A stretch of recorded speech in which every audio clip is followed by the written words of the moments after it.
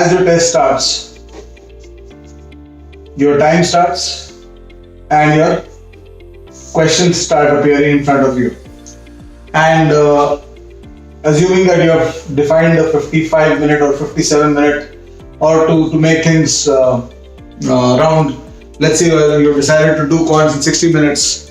So you have a 60-minute time frame as time starts, and you have a 60-minute, or you have a 25-26 questions in front of you in terms of the number of questions.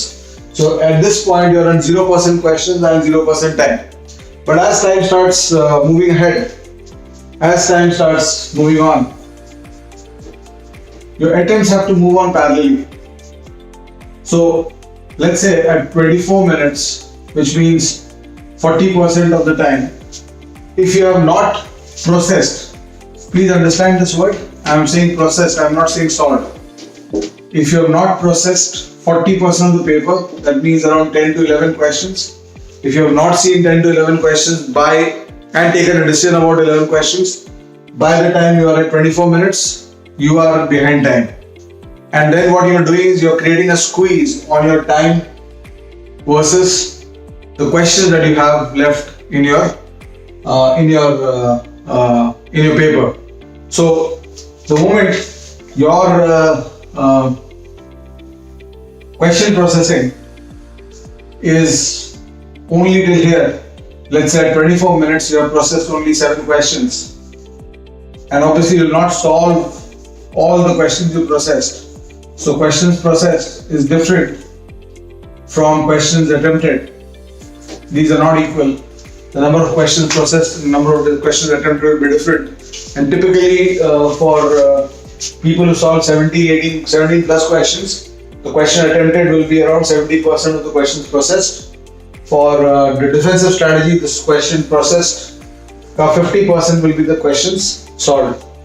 तो अगर तुमने 24 minute में सिर्फ 7 question process किए हैं या 8 question process किए हैं, तो तुम्हारा अगर defensive strategy your that quality or your code solving is that quality, you would have solved only 4 questions, and then the pressure starts, because then what happens is you have only 60% time, but you have close to 75% of the questions left.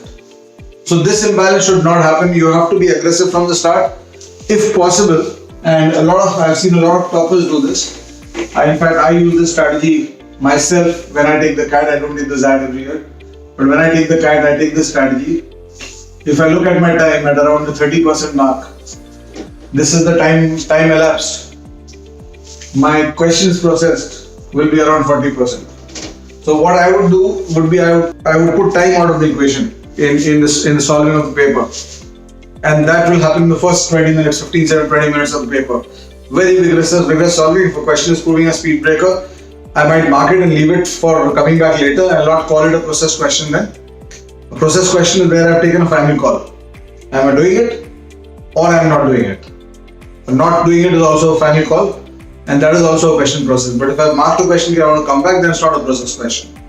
So if I can get to a stage in the exam where at 18-minute point, I have processed, let's say in a 26-minute question paper, I have processed, let's say 12 questions or 11 questions.